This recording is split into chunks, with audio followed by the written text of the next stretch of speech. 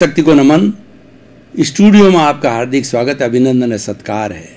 सनातन सत्य, universal truth, दृष्टि विज्ञान, इसके तहत हम आपको यूनिवर्सल ट्रुथ, सार्वभौम सत्य देते हैं, अल्टीमेट रियलिटी बताते हैं कि जीवन का शाश्वत सत्य क्या है, वो हम आपको बताते हैं। इसके लिए हम कुदरती रचना और कुदरत का कानून का उपयोग करते हैं। ये क्यों करते हैं? हम आपको अच्छा इंसान बनाना चाहते हैं, आपको सुख की अनुभूति कराना चाहते हैं। इस जन्म में जब सुख की आपने नींव लगा दी तो आने वाले जन्मों के अंदर आपको शाश्वत सुख मिल करके, ब्लिस मिल करके आप स्वयं प्रभु बन सकते हो। तो भाई और बहनों, ये सारा कार्य हम अलग अलग एपिसोड्स के माध्यम से करते हैं। तो आज का हमारा बहुत सुंदर एपिसोड लेकर हम आपके सामने प्रस्तुत हो रहे हैं, वो है सत्यम शिवम सुंदरम। ये त्रिवेणी संगम है। ये जो हमारी गंगा, जमुना और सरस्वती तीन नदियां हैं, ये ट्रिपल ज्वेल्स है। ये हमारा सम्यक दर्शन, सम्यक ज्ञान और सम्यक चारित्र है, जो मुक्ति की ओर ले जाता है। सम्यक दर्शन, सम्यक ज्ञान, सम्यक चारित्राणी मोक्ष मार्ग, ये मुक्ति की ओर ले जाने वाला सूत्र है। तो सत्यम शिवम सुंदरम, ये ब्रह्मा विष्णु महेश है। ब्रह्मा जी, ऐसा बताया जाता है, इस जगत का जो है ब्रह्मा जी प्रादुर्भाव करते हैं, जगत का निर्माण करते हैं। और विष्णु हैं, जगत के पालक है, जगत का पालन पोषण करते हैं।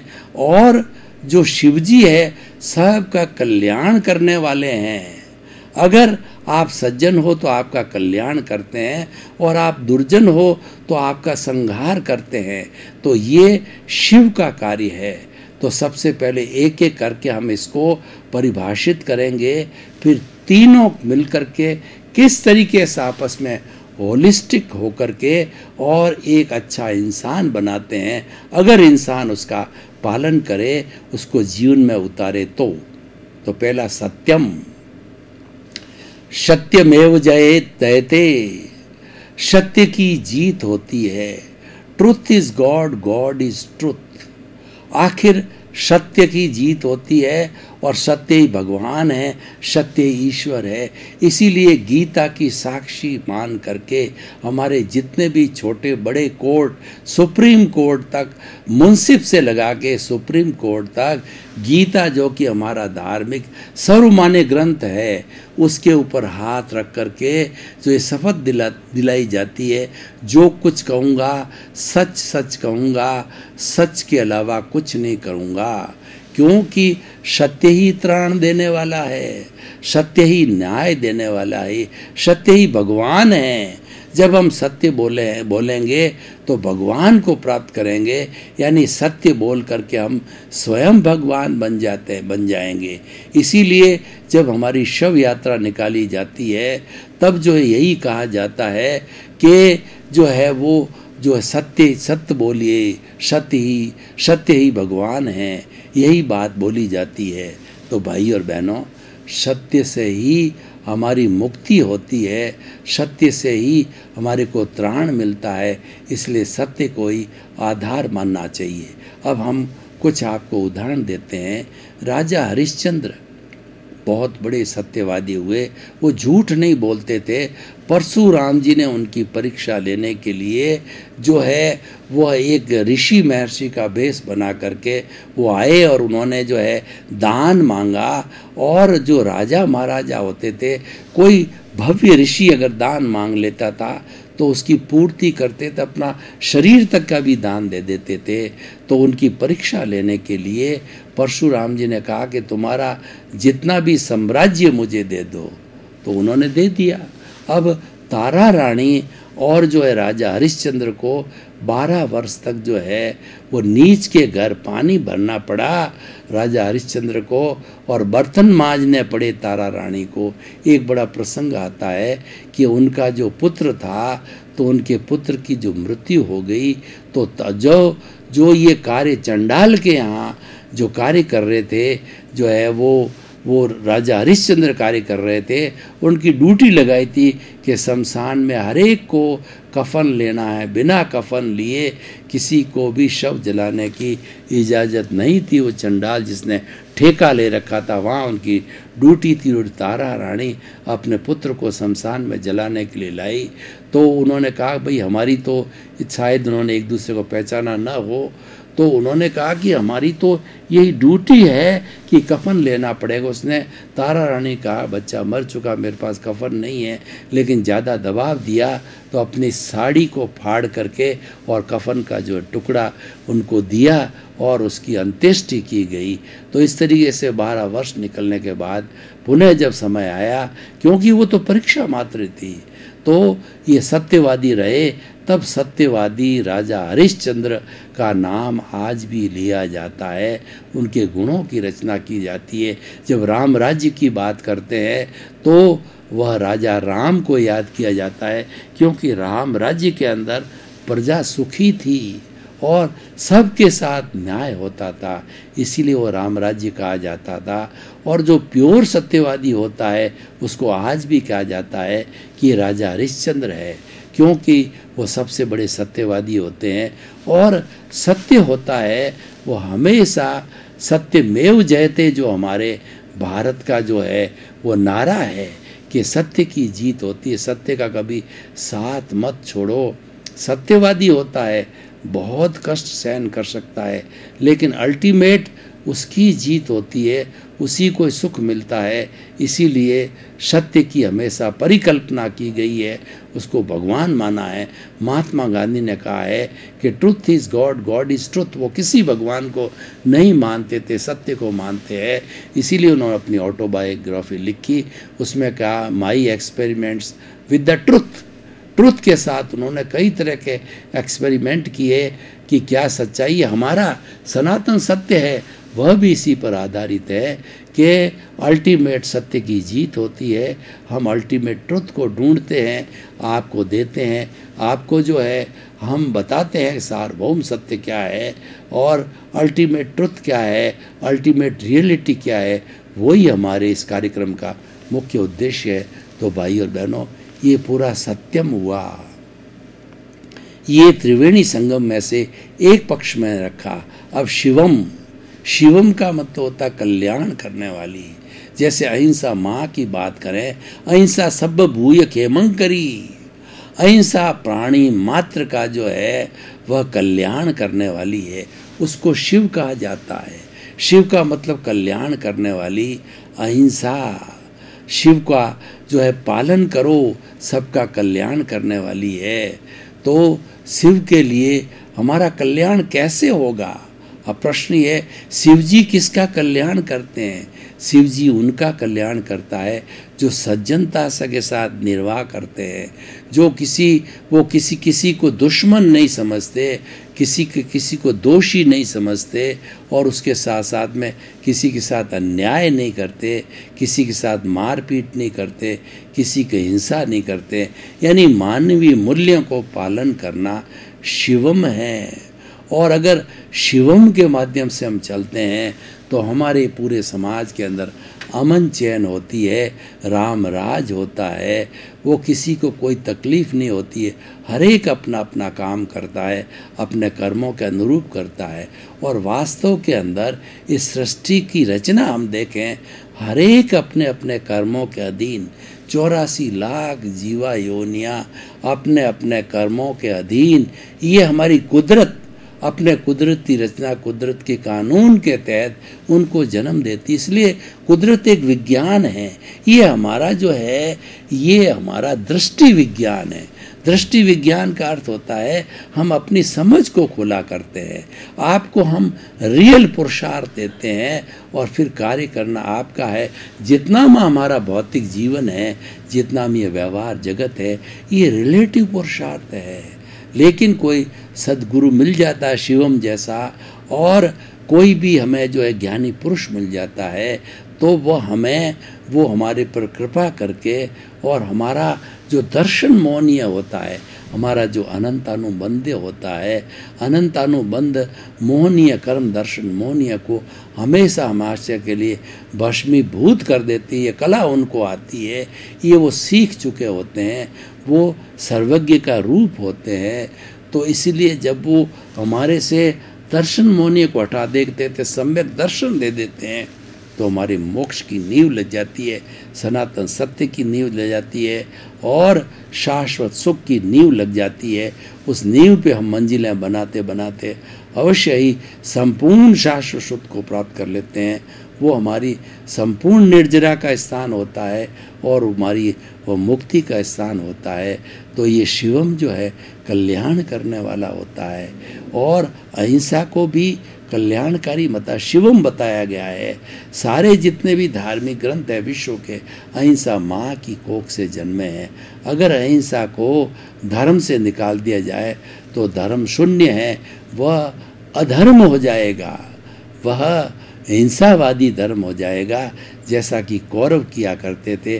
पांडव ने हमेशा जो है वो धर्म का लिया, इसीलिए 5 पांडव ही पूरे 18 दिन का युद्ध हुआ चला, जो हमारे कुरुक्षेत्र के अंदर कौरवों और पांडवों के बीच में धर्म की जीत हुई, अधर्म पे कौरवों पे पांडवों की जीत हुई और 5 पांडव मात्र मिले, क्योंकि वो धार्मिक थे, धर्म पे चलने वाले थे। इसलिए धर्म हमारा कल्याण करने वाला, धर्म शिवम है। धर्म कौन सा कि जो है यह कहा गया है कि जो धम्मो मंगल मुखी ठंग अहिंसा संजमो तवो, धर्म उत्कृष्ट मंगल है, धर्म शिवम है, धर्म सबका कल्याण करने वाला। कौन सा धर्म? अहिंसा संजमो तवो। वो धर्म वह होना चाहिए जिसमें अहिंसा है, संयम है और तप है। अहिंसा के माध्यम से हम सबके साथ हित करते हैं, सबके साथ जो है शांतिपूर्ण सहस्तित्व से जीते हैं, हम भाई भाई की भावना से जीते हैं, भाईचारे का निर्माण वहीं से हुआ, वसुधैव कुटुंबकम के रूप में जुलते हैं और हम भातृत्व भावना के साथ में जुड़ते हैं, किसी का अन्याय किए बिना, किसी का शोषण किए बिना, किसी को दुख दिए बिना, किसी के अभिप्राय और ओपिनियन दिए बिना, किसी के प्रति बुरा भाव किए बिना हम जो है जीवन जीते हैं। वह जीवन हमारा शिवम का जीवन होता है हमारा, और वह जो है वो हमारा धर्म का जीवन होता है।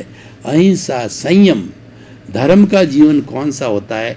शिवम का जीवन कौन सा होता है? जिसमें संयम हो। सर्वभूतेषु संयम अहिंसा, सब भूतों के प्रति संयम करना वह अहिंसा कहलाती है।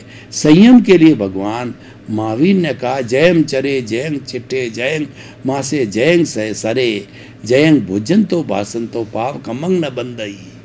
भगवान को उनके शिष्यों ने पूछा, भगवान हम तो जड़ बुद्धि जो है वो साधु हैं, हम कुछ ज़्यादा समझते नहीं हैं, आप बताइए कि हमारा जीवन कैसा होना चाहिए, हमारी लाइफ स्टाइल कैसी होनी चाहिए। तब भगवान ने सूत्र दिया कि तुम खाते पीते उठते बैठते सोते जीवन की हर क्रिया करते हुए जयना रखो, सावधानी बरतो, विवेक रखो, विवेके धम्म माइये का ध्यान रखो कि विवेक ही धर्म है। प्राणी मात्र को मन वचन काया की क्रिया करने से किसी को दुख न हो, मन से वचन से काया से करने से करवाने से अनुमोदने से किसी को भी दुख न हो, किसी को तकलीफ न हो, ऐसा कार्य तुम करो। वह अहिंसावादी कार्य है, वह शिवम का कार्य है, सबका कल्याण करने वाला है। शिवम का एक दूसरा पक्ष और होता है कि इस दुनिया के अंदर दोनों तरह के लोग होते हैं, सज्जन और दुर्जन। दुर्जन व्यक्ति होता है वह कभी भी अपनी प्रकृति को नहीं छोड़ता। मैं आपको उदाहरण दूं कि जैसे नीम का पेड़ है वह कड़वा होता है, उसको 100 गुणों से सींचा जाए तो भी उसकी कड़वाहट समाप्त नहीं होती है, लेकिन नीम उपयोगी है, वो दुर्जन नहीं है, कड़वाहट के रूप में कहा गया है। और वह अपनी प्रकृति को नहीं छोड़ता है। जो और एक हमारा चंदन होता है, उसके ऊपर भुजंग लिपटे हुए होते हैं, विष छोड़ते होते हैं, लेकिन फिर भी उस विष का कोई भी असर चंदन पे नहीं होता है। इतने इतने भुजंग लिपटे हुए रहे विष छोड़ने के बाद। इसलिए कहा गया है कि सूरदास की काली कमरिया चढ़े न दूजो रंग। तो शिव इसका भी प्रतीक है। लोग दुर्जनता करते हैं तो शिव जी तीसरा नेत्र खुलता है, तांडव नृत्य करते हैं और दुर्जन व्यक्तियों का विनाश करते हैं। यह भी शिव का दूसरा रूप है। शिव है वो सज्जन लोगों के साथ सज्जनता का व्यवहार करते हैं, दुर्जन लोगों के साथ दुर्जनता का व्यवहार करते हैं। क्योंकि कहा गया है सीधी अंगुली से घी नहीं निकलता है। जो बातों के देव है वो बातों से मानते हैं और जो लातों के देव है लातों से मानते हैं। तो ये दूसरी बात हो गई। और तीसरा होता है शितम सत्यम सुंदरम। ये सारी सृष्टि जितनी भी है, ये जो सारी सृष्टि सुंदरम है, यानी इस सृष्टि के अंदर कोई दोष नहीं है। दोष हमारे भीतर होता है, दोष हमारे नज़रिए का होता है। और इस प्रकृति नेचर माँ के अंदर कितने कितने 84 लाख जीवे, कितने पेड़ होते हैं, पौधे होते हैं। पेड़ पौधे ऑक्सीजन देते हैं और कितने तरह के फूल होते हैं, कितनी तरह की सुंदरता होती है। ती सुंदरता इज टू, ये इसलिए कहा गया है beauty is to see not to touch. कोई भी प्रकृति की सुंदर चीज़ होती है, चाहे सुंदर परी हो, वो देखने के लिए होती है, उसके प्रति बुरा भाव करने के लिए नहीं होती है। अच्छा आपको फूल दिखे वो तोड़ने के लिए नहीं होता है, उसकी महक लेने के लिए होता है। सुंदरता देखने के लिए होती है। सुंदरता दो तरह की होती है, बाहर की सुंदरता, भीतर की सुंदरता। भीतर की सुंदरता कब होती है? जब हमारा राग द्वेष है वह जो है मिट जाना चाहिए और उसकी जगह पर हमारे भीतर संभाव की पैदा होनी चाहिए। संभाव का मतलब एक सा हम राग द्वेष से उठ करके संभाव की स्थिति में जावें। हम जो तीसरा नेत्र है समता की स्थिति में आवें, वो साधक कहलाता है। वो स्थित प्रज्ञ होता है, वह जो है प्रज्ञा चक्षु होता है। स्थित प्रज्ञ वह होता है जो लाभ और हानि को सुंदर कहलाता है। वो लाभ और हानि को, वह जो है वो सुख और दुख को एक ही तराजू पर तोलता है, एक समान समझता है, तो वह स्थित प्रज्ञ हो जाता है।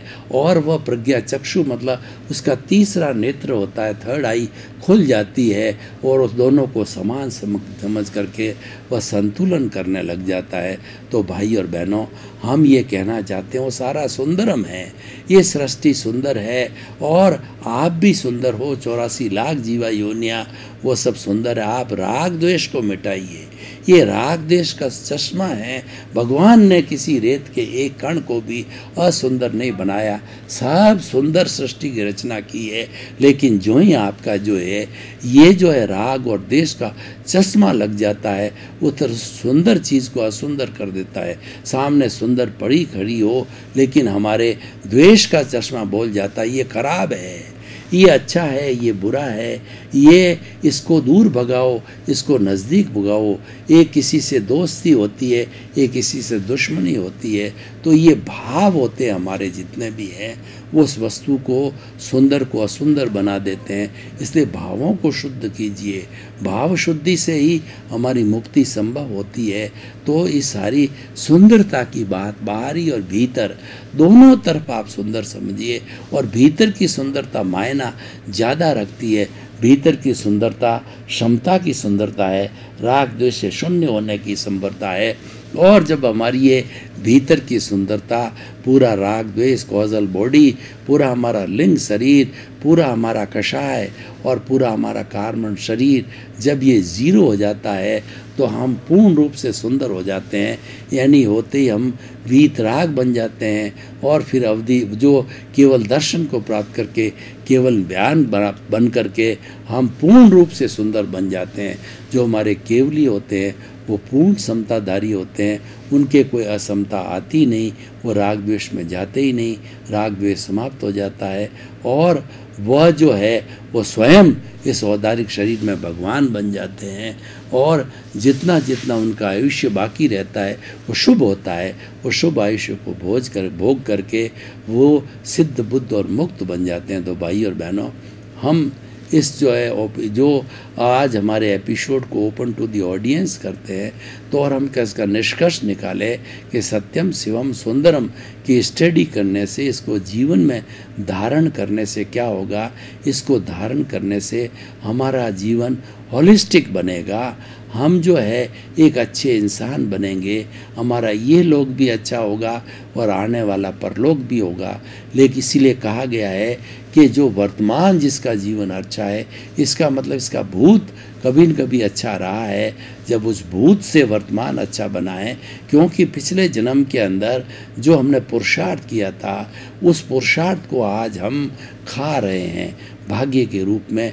और आज हम जैसा पुरुषार्थ करेंगे, जैसा हम चार्ज करेंगे, यानी हम शुभ अशुभ भावों की चार्जिंग करेंगे, तो अगले जन्म में जाकर के वो हमें जो नेक्स्ट बर्थ में जाकर के हमें जो है, जो हमने यहाँ चार्ज किया, वो डिस्चार्ज के रूप में होगा।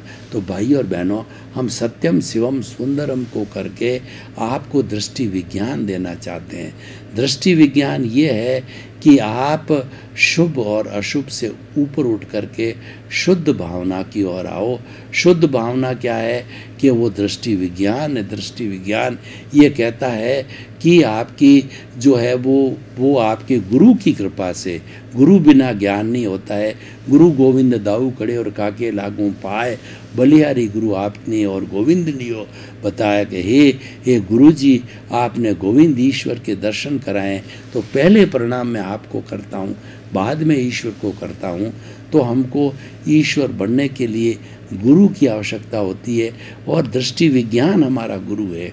दृष्टि विज्ञान जो है आपको रियल पुरुषार्थ कराता है कि आप अपने स्वरूप की जानकारी में लग जाइए।